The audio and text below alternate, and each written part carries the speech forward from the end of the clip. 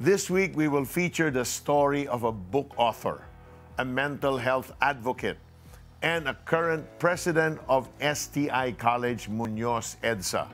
But before she reached the top, we will take you to a journey through her tumultuous life. Here's how it all began.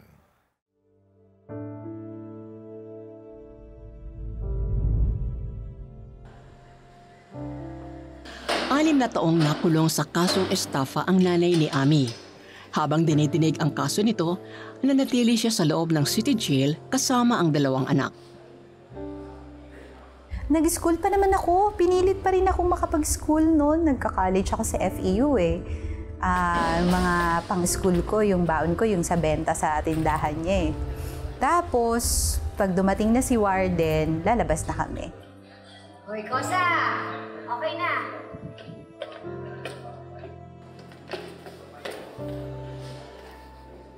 That must be a tough childhood. Yeah, I can't imagine how you can be comfortable in a place that is cold, in a place where supposedly other people are there for different crimes, di ba?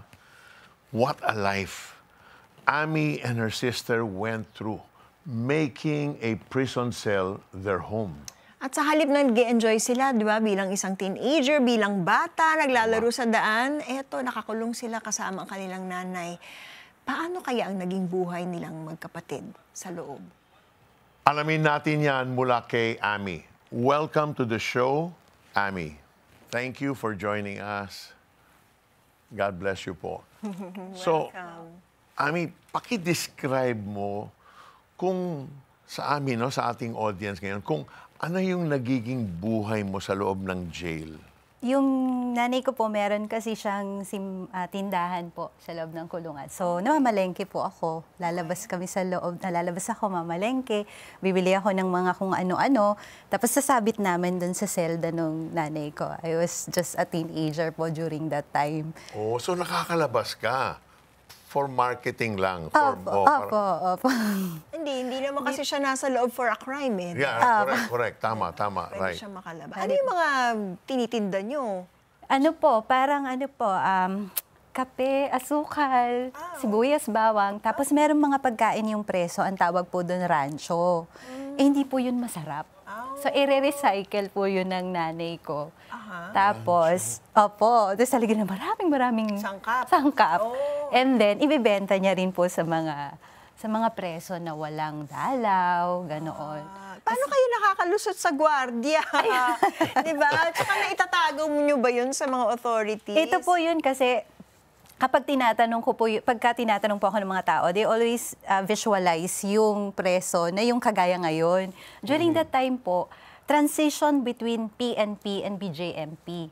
Ano yun? So, hindi pa masyadong well-regulated po yung jail. Kasi di ba PNP is Philippine National Police, BJMP is Bureau of Jail Management and Penology.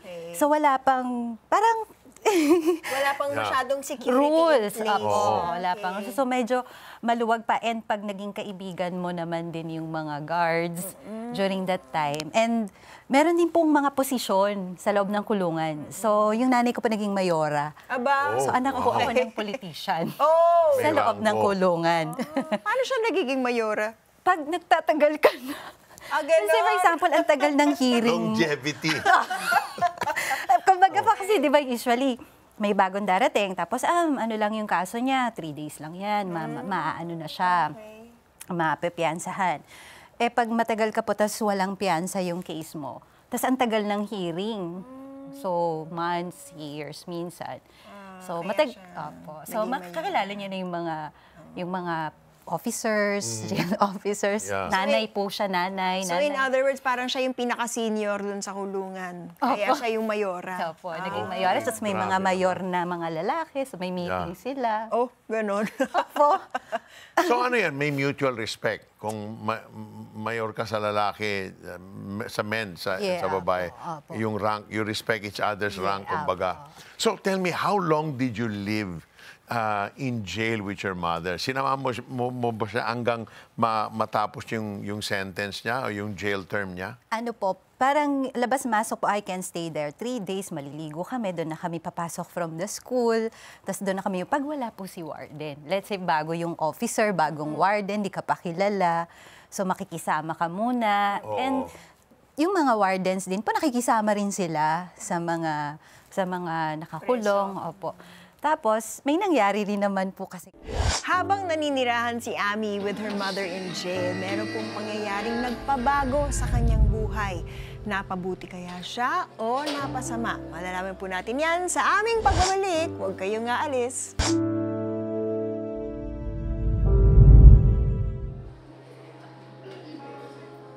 Eventually, may isang escort yung nanay ko na sinumbungan niya dahil may nagbibigay sa akin ng sulat na preso. Yung polis ngayon, pinagbawalan. Walang makikialam sa anak ni nanay. Yan. Tapos dinate niya na ako. In a way na in love ka. Dito niya nakilala ang lalaking nagpaibig sa kanya na kalaunay sumuporta din sa kanyang pag-aaral hanggang kolehiyo. Tapos binabayaran niya na yung boarding house ko, binibigyan niya ako ng baon, siya yung nagbibigay ng tuition fee ko. Tapos naging binahay niya na ako, so naging kabit ako niya. So ano naglalaro sa isip ko noon? Savior ko yun eh.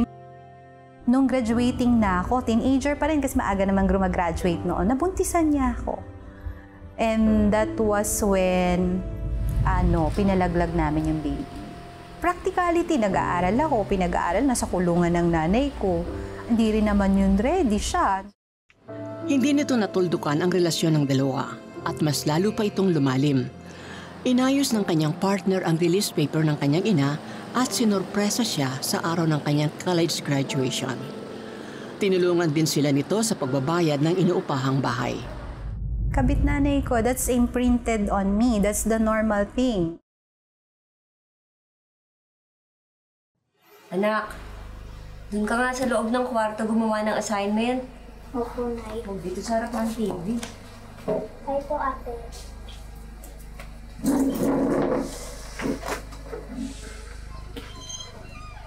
Amelia, wala ka bang balak hiwalayan yung boyfriend mo? Alam ko naman na malaki yung naitutulong niyan sa atin, no? Pero teacher ka naman na at saka sumusweldo ka na. Baka naman panahon na ngayon para makapag-isip-isip ka. Yung tatay mo nag-aalala sa'yo. Sa dinami-dami ng mga lalaki dyan, bakit pa daw sa may asawa ka nakipagrelasyon? Ano ba pakialam ni tatay kung sino pinapakisamahan ko? Aba, Amelia, hindi ubra yung sagot mo na yan, ha? Lalo na kapag bumalik na yung tatay mo dito. Nay, huwag kang papayag, ah. Please. Doon na lang siya sa legal niyang pamilya. Sakala mo ba, ng bata pa ako? Kabit din pala yung nanay niya. Pareho silang kabit. Yeah, but it seems natural to Ami na what she saw or what she caught in her mom, ginagawa rin niya. Akala niya normal yung ganong sitwasyon. Oo. Pero bakit ayaw ni Ami na bumalik ang kanyang tatay? Takot kaya siya sa magiging reaksyon ng ama pag malamang kumabit siya sa isang jail guard? Malalaman natin yan mamaya sa pagpapatuloy ng ating kwento. Sa pagpapatuloy ng ating kwento, malalaman natin kung bakit ayaw ni Ami na bumalik sa kanila ang kanyang tatay. Panoorin natin ito. Sakala mo ba, ng bata pa ako? When I turned 9 years old na, nag-iba na yung katawan ko. Nag-iba na rin yung yakap at halik sa akin ng tatay ko. Whenever nagigising ako sa gabi na may ibang gumagalaw ng katawan mo, nagdi-dissociate. Parang lumalabas yung isip ko sa katawan ko. And I was kind of denying hindi yun yung tatay ko. Parang ibang tao. Tapos kinabukasan, okay kami. Happy kami ulit. Nakakulong na yung nanay ko. So, dun sinabi sa akin ng father ko na, what if tumakas tayo papuntang province? Doon tayo tumira. Tapos mabuhay tayo doon na parang mag-asawa. Yun yung sinabi niya. Yung nanay ko stoic lang, nakatulala lang siya. I don't know if she knew, hindi niya matanggap and all. Pagkatapos aminin ni Ami, hindi na nila ito napag-usapan. Hindi na rin niya narinig sa ina ang kagustuhan ng ama na bumalik sa kanila. Nagpatuloy sa buhay si Ami bilang isang teacher. 24 years old siya nang ipanganak ang panganay sa kinakasamang jail officer. Nasundan pa ito ng isa pang anak pagkalipas ng 5 taon. Naisip kong ganun kaysa sa tatay ko. Kasi takot pa rin ako baka bumalik tatay ko, baka kunin ako.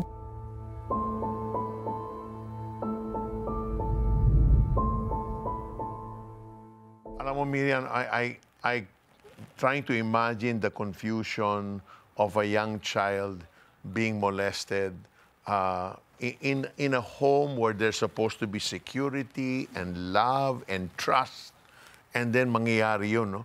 And then yung sinabi niya, kinabukasan, oh, okay na kami. Parang you force yourself to go back to normal, knowing that something happened few hours ago. Ang hirap nun. Mahirap. It's so unbelievable how you have kept yourself, quiet. All those difficult situations that went through all those years. Hindi ko ma-imagine. Oo.